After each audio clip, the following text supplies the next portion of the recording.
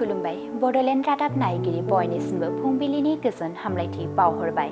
दिनै 28 जुलाइ 2025 इं मायथाइनि सानसेनि फानजामुथियाव थानाय राशिफोरखौ फरायथिनो लाबाय।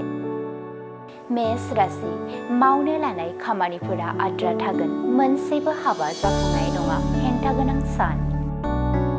वृष राशि जिउनि थांखि सिमांफोरा फैमाल थांगोन, गोबां दुखु दाहा सहायनांगोन, गोसो हमथानानै थानाया गोनां। मिथुन राशि जिउआव दावगालांनो थाखाय नखरनि आरो गुबुननि थुलुंगा होनाय मोनगोन, गोसो होनानै नाजायोब्ला जाफुंसारनाय मोनगोन, मोजां सान। कर्कट राशि गेदेर जाब्रबथाय जानो हागौ, बायजोआव ओंखारोब्ला सांग्राङै सोलिनाया गोनां, जेंना गोनां सान। सिंह राशि गोब्राब नाजानायनि मोजां फिथाइ मोनफुंगोन, गोसोआव गोजोननाय मोनगोन, रंजा खुसियै साना बारलांगोन। कन्या राशि गावनि गोरोन्थि हाबा मावनायनि थाखाय साजा मोननांगोन, गोसोआव गोबां दुखु दाहा सहायनांगोन, साना गाज्रियै बारलांगोन।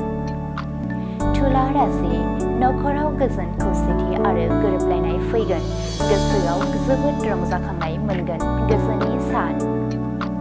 वृश्चिक राशि आनजादाव गोबां जौखोन्दो लानानै उथ्रिसारनो हागोन, समाजनि नखरनि अनसायनाय थुलुंगा होनाय मोनगोन, जिउआव दावगालांनो गोहो बोलो मोनगोन।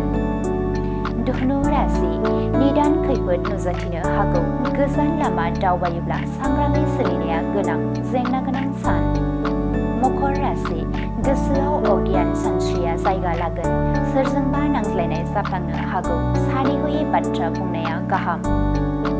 कुम्भ राशि लोगोथिनि सोमोन्दोआ बांगोन, बयजोंबो अनज्लायनानै गोरोबलायनानै थानो हागोन, रंजा बाजा सानखौ बारहोहरनो हागोन। मीन राशि गावनि साननाय लुबैनायफोरखौ मोनफुंनो हागोन, गोसोआव जोबोद रंजाखांनाय मोनगोन, गाहाम सान।